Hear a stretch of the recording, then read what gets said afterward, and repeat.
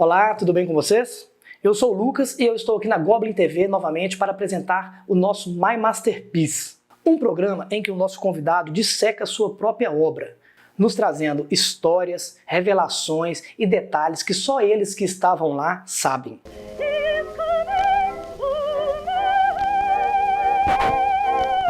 O nosso convidado de hoje é André Márcio, ex-baterista de uma das bandas mais importantes do cenário heavy metal brasileiro, a Overdose.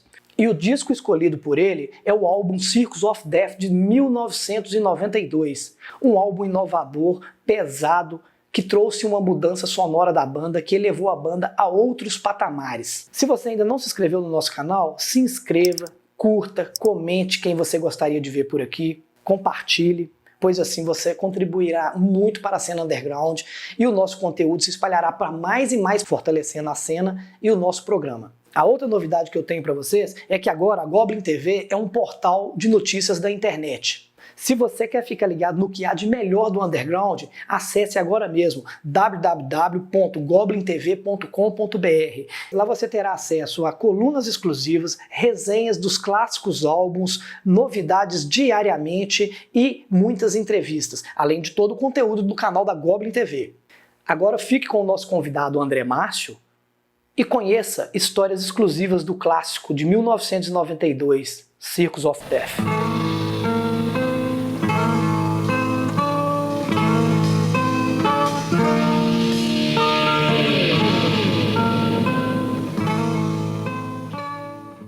Então, pessoal, vou fazer uma breve introdução aqui de como eu entrei na banda Overdose.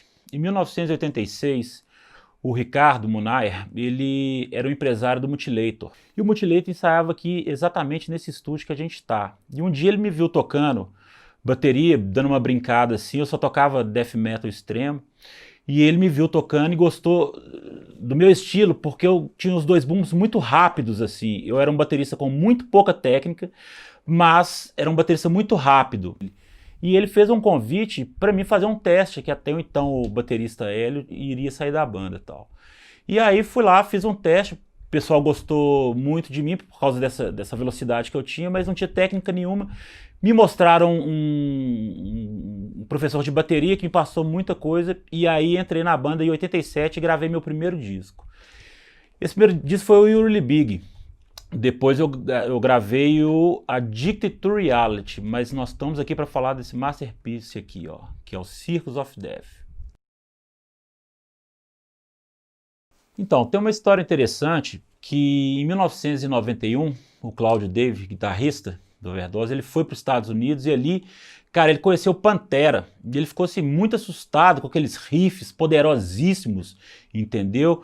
E começou a escutar demais e teve uma influência muito forte ali dentro do Overdose.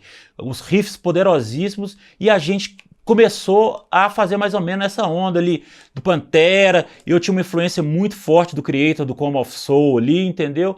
Então isso é bem audível assim no CD. Aí em 92 nós gravamos o Circus of Death, que é um disco que tem uns vocais mais porrada, mais poderoso, palhetadas mais fortes, mais rápidas, muita música com dois bumbos, era uma coisa mais tendencial da música mesmo, thrash metal assim em alta, entendeu? E a gente mudou por completo. Isso foi uma coisa muito boa pra gente, que começou a abrir as portas das gravadoras ao redor do mundo, e aí sim o Overdose começou a fazer vários shows mundo afora. Então essa transição eu acho que foi muito boa, entendeu? Porque mostrou um outro lado do Overdose. Porque tinha eu, o Sérgio, que a gente gostava muito de porrada, gostava muito de Slayer, gostava muito de Pantera, igual o Cláudio, assim. Então veio essa influência muito pesada para dentro do Overdose. Então vocês podem conferir que os riffs são muito fortes, muito rápidos e bem nessa pegada do thrash da década de 90. O Overdose, ele tinha uma coisa assim que eu acho muito foda, assim, que a maioria das bandas brasileiras não tem e o Overdose tinha naquela época. O Overdose era uma banda que ensaiava de 6 a 8 horas diariamente. Então, assim, era uma carga de ensaio muito alta, mas que fazia os músicos saberem exatamente o que estavam criando ali. Aí nos ensaios a gente começou a ver que nossa pegada estava mais forte, estava mais rápida, estava mais agressiva, entendeu?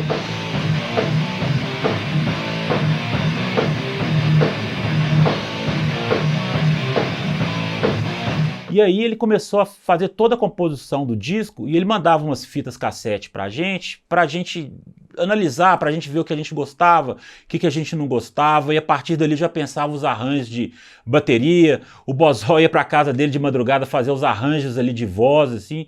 Então foi muito bom, porque essa transição, eu acho ela maravilhosa, assim, porque ela foi muito poderosa.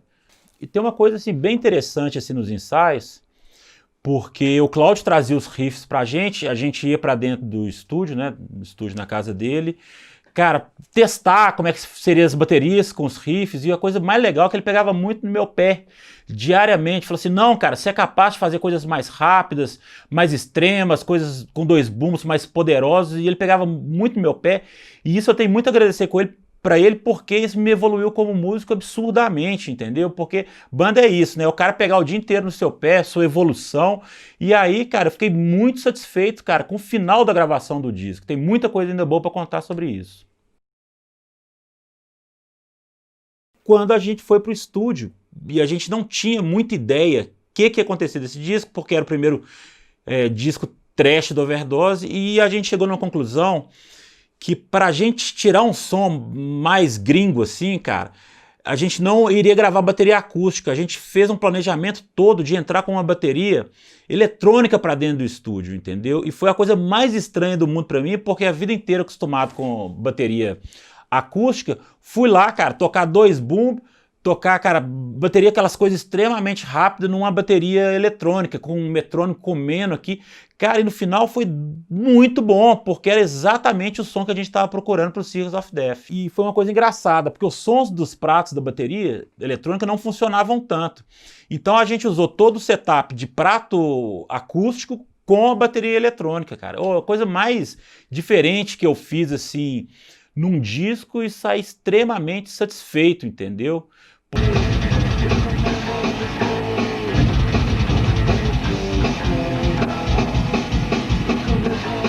Eu acredito que a gente passou uma média de 20 dias a um mês no estúdio JG, né?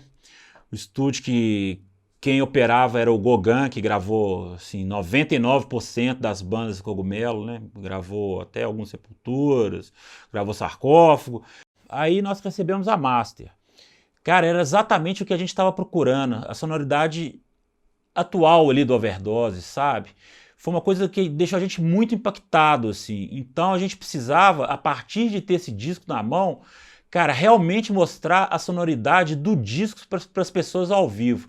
Porque como era um disco muito poderoso, a gente tinha que refletir exatamente o que a gente tinha criado em estúdio para as pessoas, entendeu? Uma coisa que eu acho que foi muito legal, assim, cara, foi a turnê.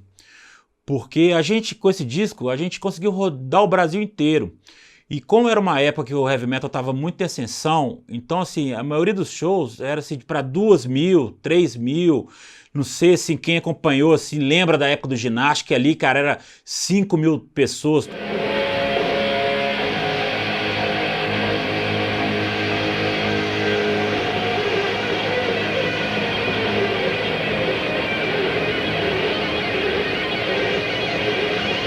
Então foi muito bom, cara, porque a gente foi para São Paulo, a gente foi para o Rio, foi para Brasília, fizemos no Nordeste, cara, e tocando com a maioria das bandas ali, cara, de igual para igual, cara, foi do caralho, assim, uma época maravilhosa pra gente. E interessante que foi uma surpresa pra gente, que a gente saiu ali do metal melódico, né, pro thrash, e a recepção do público foi maravilhosa. A gente até ficou um pouco com medo na época, assim, de mudar esse estilo. Inclusive, os primeiros shows que a gente fez foi ali no Ginástico, em 91, 92, 93, abrindo propriamente para o Creator. Então foi maravilhoso mesmo, porque assim, a galera ficou insana, subia no palco, e a gente ia assim, com muita garra para cima do palco, porque era um disco que a gente realmente gostou de ter gravado. E as pessoas sentiam isso na execução que a gente fazia ao vivo para eles. Então foi assim, foi muito bom. E tem uma história muito engraçada sobre o dia da sessão de foto, assim, porque eu tinha passado para o Ricardo, né, que eu tinha uma viagem para o interior de Minas para ver umas bandas de death metal ali e tal. Cara, e ele vai e me marcou a sessão de foto no dia que eu já estava com a minha passagem comprada, cara. O que aconteceu? Falei que não ia. Quase que apanhei dos caras, velho. Porque os caras botaram as roupas, foram e eu viajei lá e fui curtir meu death metal. Mas era muito novo na época, muito irresponsável. Aí depois a gente encontrou de novo o fotógrafo, foi o Nino Andreas, cara, e fizemos uma sessão de foto, cara, se eu não me engano, num circo que tava a lona dele ali no estacionamento do Mineirão, entendeu? E no final ficou do caralho, bicho, ficou muito foda mesmo. Mas assim, quase que eu tomei uns tapas, viu? Esse álbum ele tem um significado muito importante pra mim, porque ele foi ali o divisor de águas, assim, na minha carreira. Porque eu tava vindo da escola do metal melódico, assim, com Overdose. E a gente começou um thrash, que era mais minha raiz, porque eu vim também do death metal, tinha muito mais a ver comigo, assim, o meu gosto pessoal, porque eu poderia mostrar as coisas mais rápidas, os dois bumbos, aquele bate-estaca na bateria mesmo. Eu acho que tinha muito mais a ver com minhas próprias raízes que vinham do death metal, né? Que foi a primeira banda que eu tive. Então, cara, foi muito foda porque ali deu pra mim mostrar toda a minha parte técnica como baterista, sabe? Velocidade, agressividade. Então eu acho que isso foi fundamental para os passos seguintes que eu tomaria ao decorrer da minha vida como músico, sabe? Eu deixo a indicação aí para quem não conhece, cara, vale muito a pena conhecer, sabe? Principalmente que é uma época assim da década de 90, um thrash metal raiz, um puta de um álbum bom, gente. Espero que vocês gostem.